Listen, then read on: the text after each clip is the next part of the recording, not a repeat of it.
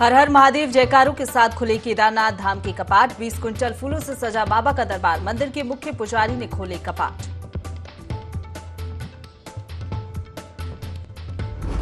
बाबा केदार के मंदिर में पहली पूजा हुई। प्रधानमंत्री नरेंद्र मोदी के नाम मुख्यमंत्री पुष्कर सिंह धामी ने पूजा अर्चना में की शिरकत। श्रद्धालुओं पर की गई पुष्प वर्षा।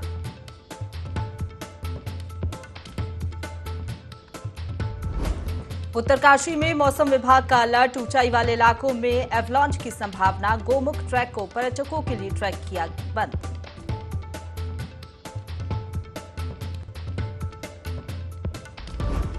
लोकसभा चुनाव में जीत के लिए बीजेपी का प्लान। सभी सांसद 1 महीने अपने क्षेत्रों में करेंगे जनसंवाद। कमजोर बूथों पर रहेगा पार्टी का फोकस।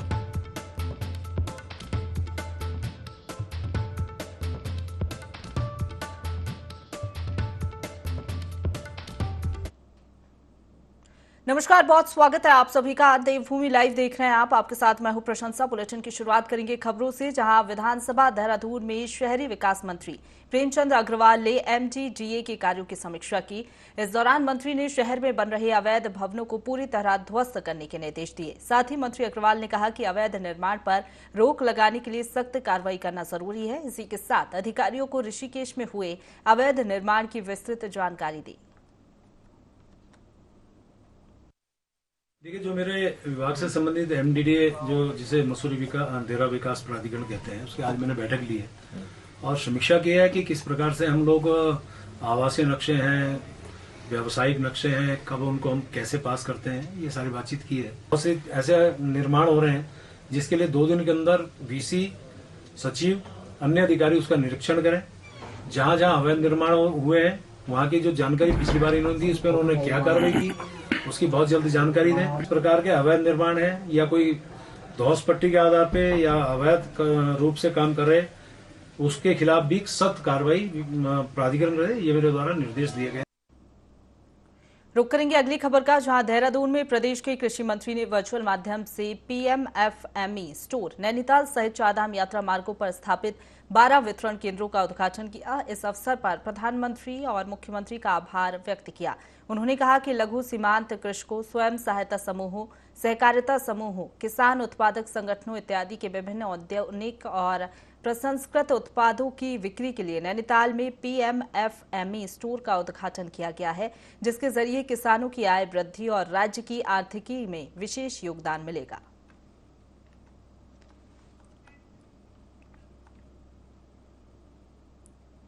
आगे बढ़ेंगे। रुड़की के मेहवड़ पुल के पास गंग नहर से एक युवक का शव मिलने से हड़कंप मच गया। स्थानीय लोगों ने पुलिस को गंग नहर में शव की सूचना दी, जिसके बाद सूचना पाकर मौके पर पहुंची पुलिस ने स्थानीय गोताखोर की मदद से शव को गंग नहर से बाहर निकाला।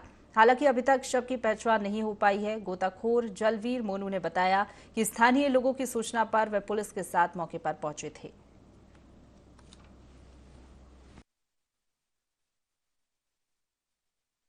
अंदर बॉडी पड़ी है, उन्हें साथ निकाल दिया। अब मैं आया तो ये पानी अंदर थे, किनारे ही पड़ी थी। दीदी ने पहले ही साइड निकाल के रख दी थी। वैसे बॉडी लावारी से भी पता नहीं चल रहा है और कुर्ता पजामा पहन रखा है। रुक करेंगे अगली खबर का, जहां जोशीमठ के नगर पालिका परिषद ने चारधाम यात्रा को देखते हुए औली में बृहद सफाई अभियान चलाया। इस दौरान पालिका के सफाई निरीक्षक अनिल कुमार ने बताया कि औली बुग्याल में पालिका प्रशासन की ओर से कूड़ादान लगाने के बावजूद भी पर्यटकों ने खुले मैदान में प्लास्टिक कूड़ा फेंका, जिसको देखते हुए पालिका के सफाई मित्रों ने एक ट्रक कूड़ा समेट कर जोशीमठ कूड़ा डंपिंग जोन में डाल दिया है।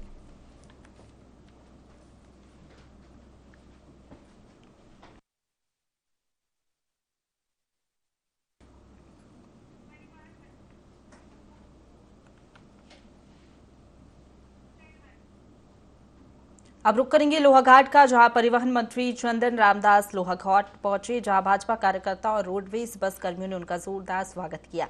इस दौरान रोडवेज कर्मियों ने एजीएम नरेंद्र गौतम के नेतृत्व में लोहाघाट डिपो में बसों की भारी कमी होने के बाद परिवहन मंत्री के सामने रखी और डिपो को 20 नई बसें देने की मांग रखी, जिस पर परिवहन मंत्री चंदन रामदास ने कहा कि प्रदेश के लिए नई बसें खरीदी जा रही हैं। लोहाघाट डिपो को भी पर्याप्त मात्रा में बसें दी जाएंगी और जिन डिपो के द्वारा अच्छी आय अर्जित की गई है उनका विशेष ध्यान दिया जाएगा। उन्होंने कहा कि रोडवेज के सभी डिपो को हाईटेक बनाया जा रहा है। एक नगर की तरफ से ज्ञापन सभा किया, जिसमें हमने ये विगत कई वर्षों से हमारा रोडवेज स्टेशन है 3 सेट में चल रहा है, जिसमें जितने भी कर्मचारी कार्यरत हैं उनको काफ़ी दिक्कतों का सामना करना पड़ता है। कभी भी पेड़ गिर सकते हैं 3 सेट में और उनको जान माल का भी खतरा हो सकता है। और हमारा जो रोडवेज बस अड्डा है इसका विस्तारीकरण के संबंध में भी उनसे कहा गया, तो उन्होंने तुरंत ही टेलीफोनिक वार्ता कर शासन में इसके प्रस्ताव बना करके और एस्टिमेट बना करके प्रस्तुत करने को कहा। और माननीय मंत्री जी का हम बहुत बहुत धन्यवाद करते हैं पूरे नगर की तरफ से, जिन्होंने एक बात कहने पर पूरे नगर क्षेत्र की मांग को स्वीकार किया। परिवहन मंत्री जी के पास देहरादून आवास में बैठा था 2 दिन पहले, छोड़ के पूरी डिटेल पे हमारी वार्ता हुई है। अभी सरकार ने पूरे प्रदेश के लिए, अभी जैसा कि मंत्री जी ने कहा कि 500 बसें अलग अलग इलेक्ट्रिकल बस हैं, अन्य बसें और जो पहाड़ों में के लिए छोटी बसें, प्लेन्स के लिए बड़ी बसें आ रही हैं, उसमें निश्चित तौर पे यहाँ के लिए बसें आने वाली हैं।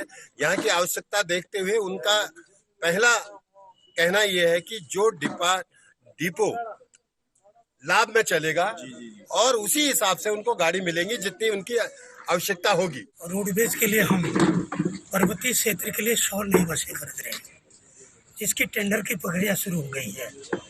और मेरा मानना है कि हम पर्वतीय क्षेत्र में 28 या 32 सीटर बसें चलाएं, और अभी आ रहे हैं तो लोहाघाट डिपो को भी मैं पर्याप्त बसें दूंगा, ये मैं आपको आश्वस्त।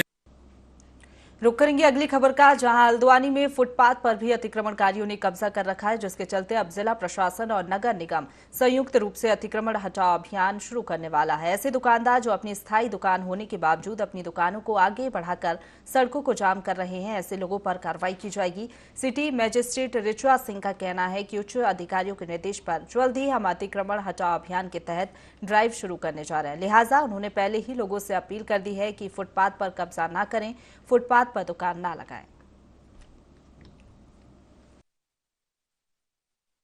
उच्च अधिकारियों द्वारा भी निर्देश जारी किए गए हैं कि जो शहर में अतिक्रमण है उसको शीघ्र हटाया जाए, और जो लोगों ने फुटपाथ और सड़क के किनारे की पट्टियों को घेर रखा है उसे क्लीन किया जाए।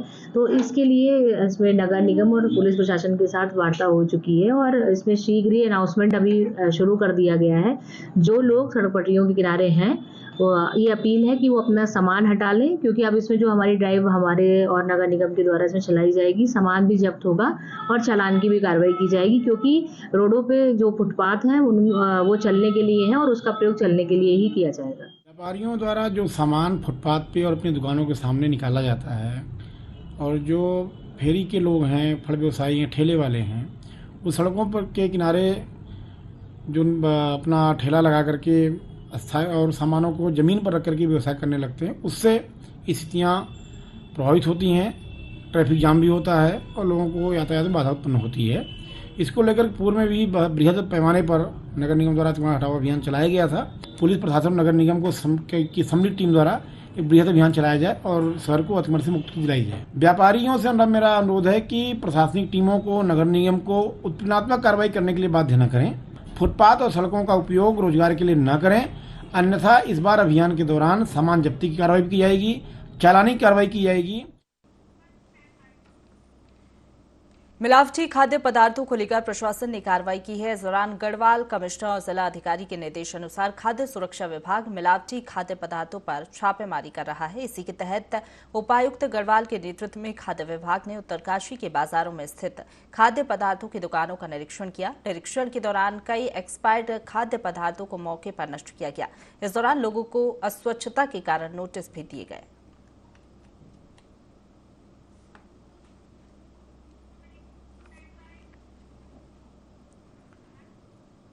रुक करेंगे अगली खबर का, जहां यमुनोत्री और गंगोत्री धाम के कपाट अब श्रद्धालुओं के लिए पूर्ण रूप से 6 माह के लिए खुल चुके हैं। आने वाले समय में केदारनाथ और बद्रीनाथ के कपाट भी श्रद्धालुओं के लिए जल्द खुल जाएंगे। अब कई यात्रियों का जत्था 4 धाम की यात्रा के लिए निकल चुका है, जिसमें देश के श्रद्धालु नहीं, विदेश के यात्री भी 4 धाम की यात्रा के लिए आते हैं।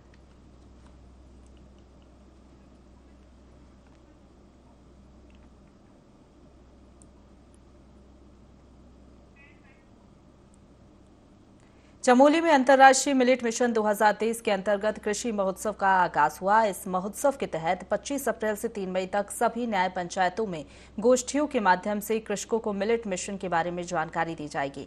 मुख्य कृषि अधिकारी वीपी मौर्य ने मिलेट उत्पादों के बारे में जानकारी देते हुए बताया कि मिलेट उत्पादों में प्रचुर मात्रा में प्रोटीन, कार्बोहाइड्रेट, खनिज, विटामिन और पौष्टिक तत्व मौजूद होते हैं जो स्वास्थ्य के लिए बहुत लाभकारी होते हैं। जिलाधिकारी ने आगे बताया कि कृषि महोत्सव के तहत जनपद में 5 कृषि रथों को न्याय पंचायतों के लिए रवाना किया गया है। इसमें उद्यान, कृषि, पशुपालन समेत रेशम, मत्स्य और डेयरी आदि विभागों के अधिकारी भाग लेंगे।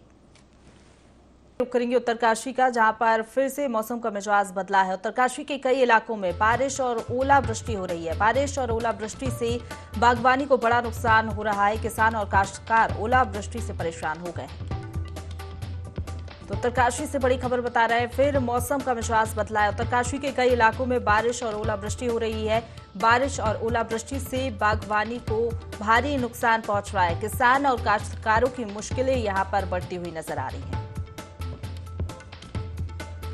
खबर पर ज्यादा जानकारी नहीं है, हमारे साथ संवाददाता दीपक फोन लाइन पर जुड़ गए हैं। दीपक, अचानक फिर से मौसम का मिजाज बदला है। काश्तकारों को भारी नुकसान बदलते मौसम के चलते झेलना पड़ रहा है। जी बिल्कुल प्रशंसा, आपको बता दूं कि जिला मुख्यालय उत्तरकाशी में अभी भी बहुत जोरदार बारिश हो रही है। साथ ही बात करूं यमुना वैली की, तो यमुना वैली में जो है दिन में ओलावृष्टि हुई थी और जिससे जो है किसानों को बहुत नुकसान हुआ है, क्योंकि वहाँ जो है नकदी फसलें ज्यादा होती है, टमाटर वगैरह, तो उनको जो है बहुत बड़ा नुकसान हुआ है। जी बिल्कुल, मौसम विभाग ने क्या कुछ संभावना जताई है? जी मौसम विभाग ने जो है 3 दिन के लिए जो है बारिश और बर्फबारी का अलर्ट जारी किया है और 4 धाम यात्रियों के लिए एडवाइजरी भी जारी की है कि जो है जो उच्च वाले इलाके हैं वहाँ पे बर्फबारी होने की संभावना है और जो 4 धाम यात्री हैं बिल्कुल प्रशासन के संपर्क में ही रह के तीर्थ यात्रा करेंगे। जी शुक्रिया आपका हमारे साथ जुड़ने के लिए और तमाम जानकारी हम तक पहुँचाने के लिए दीपक।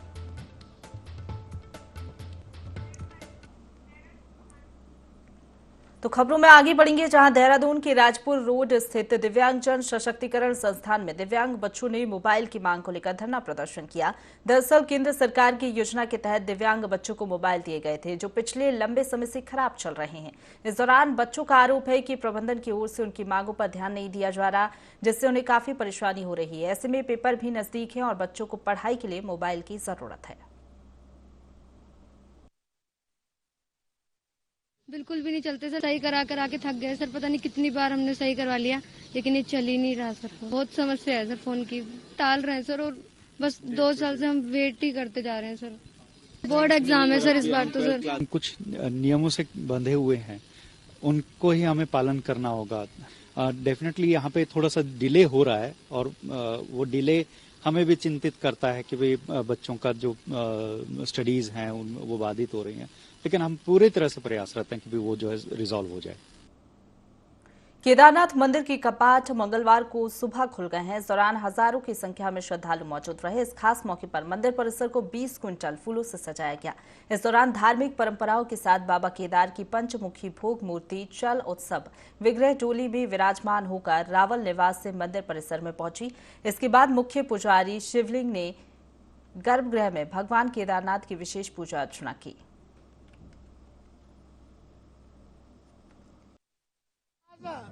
परंपरा के अनुसार हमने कपाट 6:20 में खोल दिया गया है। सारा यहाँ तो आए हुए लोगों को अभी स्पर्श करके दर्शन तो होगा ही होगा। जो नहीं वो आ सके हैं वो दृश्य ये माध्यम से देख करके आपका जीवन कृतकृत्य हो। मुख्यमंत्री पुष्कर सिंह धामी ने डोईवाला के एसडीआरएफ भवन का लोकार्पण किया। इसके साथ ही सीएम धामी ने माजरी ग्रांट में बने अग्निशमन केंद्र का भी लोकार्पण किया। वहीं कहा कि उत्तराखंड में 4 धाम यात्रा का आगाज हो चुका है। 4 धाम यात्रा में आने वाले यात्रियों की सुरक्षा और रेस्क्यू काम में एसडीआरएफ की महत्वपूर्ण भूमिका होती है और आधुनिक मशीनों से एसडीआरएफ के जवान हर वक्त के लिए तैयार रहते हैं। इसलिए 144 करोड़ की लागत से एसडीआरएफ भवन का निर्माण किया गया है। इसी के साथ सीएम ने ऊंचाई वाले क्षेत्रों में काम करने वाले जवानों को विशेष भत्ता और कंपनी महिला एसडीआरएफ स्थापित करने की भी घोषणा की। एसडीआरएफ मुख्यालय के इस भवन का, जिसमें 2 बड़ी योजनाएं लोकार्पित हुई हैं। इनके लोकार्पण से निश्चित रूप से एसडीआरएफ वैसे भी बहुत अच्छा काम तमाम आपदा के समय में उन कठिन परिस्थितियों में लगातार करती रही है और इसके लोकार्पित होने से एक अच्छा स्थान यहाँ पर हो जाएगा और जिससे समय समय पर अच्छी ट्रेनिंग, अच्छे प्रशिक्षण के कार्यक्रम और भविष्य में ये लगातार ये ट्रेनिंग सेंटर ये लगातार चलता रहे। इन भवनों का जो लोकार्पण हुआ है ये हमारे साथ साथ संपूर्ण भारतवर्ष के लिए भी आपदा के और अन्य जो हमारे जोखिम भरे समय होते हैं उनके एक संस्थान के रूप में काम करेगा। हम लोग इस दिशा में इस पर काम करेंगे। केंद्रीय रक्षा एवं राज्य पर्यटन मंत्री अजय भट्ट अपने जनपद भ्रमण के दौरान उधम सिंह नगर के जसपुर सामुदायिक स्वास्थ्य केंद्र पहुंचे, जहां भाजपा कार्यकर्ताओं ने उनका जोरदार स्वागत किया। वहीं स्वास्थ्य केंद्र पहुंचकर उन्होंने सांसद निधि से आई अल्ट्रासाउंड मशीन का उद्घाटन किया ताकि लोगों को और बेहतर उपचार मिल सके। वहीं उन्होंने जनता की समस्याओं को भी सुना। वहीं राज्य मंत्री अजय भट्ट ने इस दौरान कहा कि ये मशीन जिले की सबसे आधुनिक मशीन है, जिससे गर्भवती माता बहनों का मुफ्त अल्ट्रासाउंड किया जाएगा।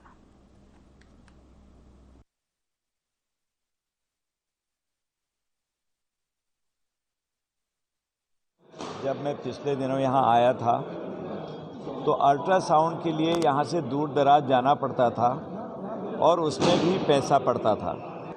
अल्ट्रासाउंड मशीन को हमने लोकार्पित कर दिया है। ट्रायल में अभी तक जो 50 अल्ट्रासाउंड हुए हैं वो अव्वल पाए गए हैं। यहाँ के जो स्पेशलिस्ट हैं उन्होंने बताया कि हमारे ज़िले की सबसे अव्वल लेटेस्ट मशीन ये आई है। अभी यहाँ पर पोस्ट क्रिएट नहीं है, लेकिन 2 दिन हफ्ते में यहाँ पर की जाएगी और पोस्ट क्रेडिट के लिए सीएमओ साहब ने यहाँ से अपनी डिमांड भेज दी है। मैं मुख्यमंत्री जी से भी बात करूँगा, स्वास्थ्य मंत्री जी से भी करूँगा, क्योंकि हमको अपने अस्पतालों को बहुत अच्छा बनाएंगे, हर सुविधा से उसको साजो सामान से संपन्न करेंगे। कालाढूंगी चकलुवा रामलीला मैदान में सांसद खेल स्पर्धा का आयोजन हुआ, जिसमें केंद्रीय रक्षा राज्य मंत्री अजय भट्ट मुख्य अतिथि रहे। कार्यक्रम के दौरान 4 किलोमीटर की क्रॉस कंट्री का आयोजन किया गया, जिसमें बालक और बालिका वर्ग के प्रतिभागियों ने भाग लिया। वहीं जीतने वाले प्रतिभागियों को पुरस्कार दिया गया। केंद्रीय रक्षा राज्य मंत्री अजय भट्ट ने बताया कि प्रधानमंत्री नरेंद्र मोदी के निर्देशन पर देश भर में खेलों को बढ़ावा देकर प्रतिभाशाली खिलाड़ियों को आगे जाने का मौका मिल सके, इसके लिए केंद्र सरकार खिलाड़ियों को छात्रवृत्ति दे रही है। प्रधानमंत्री जी का विजन है कि हमारे बच्चे जो गांव घरों में रहते हैं, जो अभावग्रस्त हैं, जिनके पास पूरी क्षमता है लेकिन संसाधन नहीं है, ऐसे सभी को आगे लाना है और जो साधन संपन्न हैं वो भी आगे आएंगे और हमारी जो प्रतिभाएं तो हैं लेकिन वो संसाधन नहीं होने से वंचित रह जाती है। इसलिए खेलो इंडिया खेलो जैसा कार्यक्रम किया। आप देख रहे हैं आज उसमें हमारे एक से एक टॉप खिलाड़ियों का चयन हो रहा है, आगे आ रही हैं प्रतिभाएं। हमने भी यहाँ इस स्टेट में उदीयमान खिलाड़ी होते हैं जो 8 से मेरे अंदाज से 14 वर्ष तक हमने रखा है, तो उनको हम उदीयमान खिलाड़ियों को एक स्टाइफंड दे रहे हैं। उनको कुछ न कुछ हम देते हैं 1500 रुपये प्रति माह, ताकि उनकी जो जरूरतें हैं वो जरूरतें पूरी हो सके।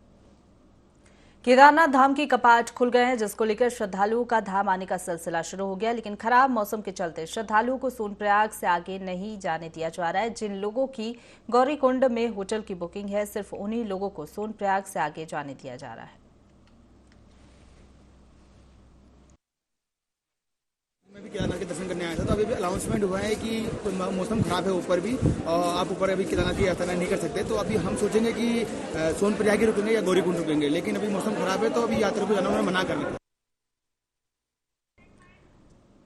रुक करेंगे अगली खबर का, जहां विकासनगर के ग्राम बैरागीवाला में एक परचून की दुकान पर 20 से 25 हमलावरों ने हमला कर दिया और दुकान स्वामी को लहूलुहान कर मौके से फरार हो गए। दुकानदार की हालत गंभीर बनी हुई है, जिसका इलाज जारी है। वहीं दुकानदार की पत्नी ने बताया कि स्कॉर्पियो और डंपर में सवार होकर हमलावर वहां पहुंचे थे। वहीं पुलिस ने मामला दर्ज कर हमलावरों की तलाश शुरू कर दी है।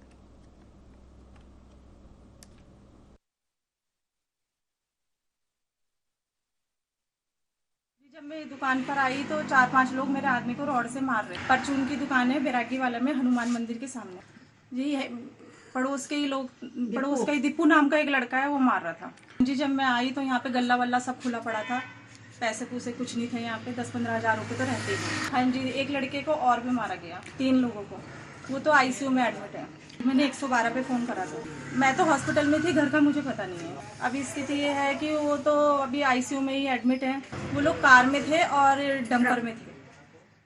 मैं सामान लेने आया, सामान लेने दुकान पे बाहर ही खड़ा था मैं।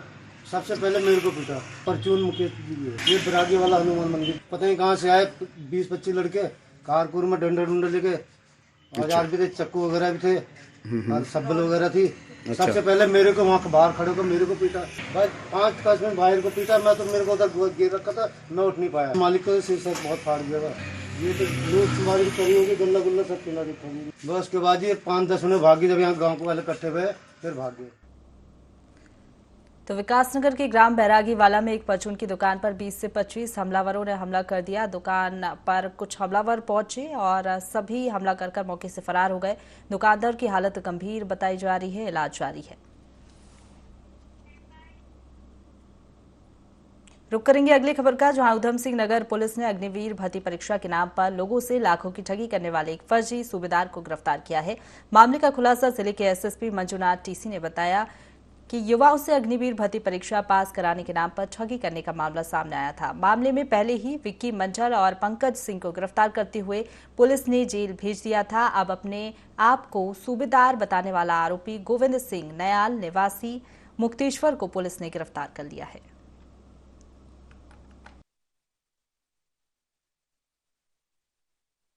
माननीय सीएम साहब का निर्देश रहता है कि अपराध मुक्त उत्तराखंड बनना है। इसके तहत हम संगठित गिरोह के खिलाफ कार्रवाई करते रहते हैं। इसमें हैरान होने वाली एक बात था, नवंबर में सामने आया था, दिनेशपुर में भोले भाले बच्चों से अग्निवीर में भर्ती कराने के नाम पर लाखों रुपए ठग दिए थे। इसमें 2 लोगों को हमने ऑलरेडी गिरफ्तार कर दिया था। उसी इन्वेस्टिगेशन में एक सूबेदार मेजर की तलाश थी। हमको पता चला जानकारी में इन्वेस्टिगेशन के दौरान कि ऐसा नाम का गोविंद नयाल नाम का सूबेदार कहीं नहीं था। फर्जी सूबेदार मेजर गोविंद नयाल का गिरफ्तारी हुआ है। ये गोविंद नयाल जो है बेसिकली सॉफ्टवेयर इंजीनियर है, मुक्तेश्वर का रहने वाले हैं। उसके पास आर्मी का फर्जी आई कार्ड, आर्मी का फर्जी लिकर कार्ड और डिफेंस करके लिखा हुआ कार और बच्चों से विभिन्न चेक्स जो लिया था उसने, भोले भाले बच्चों से 26 चेक 41 लाख रुपए का और 12 डेबिट कार्ड भी है और मूल डॉक्यूमेंट्स भी मिला है बच्चों का।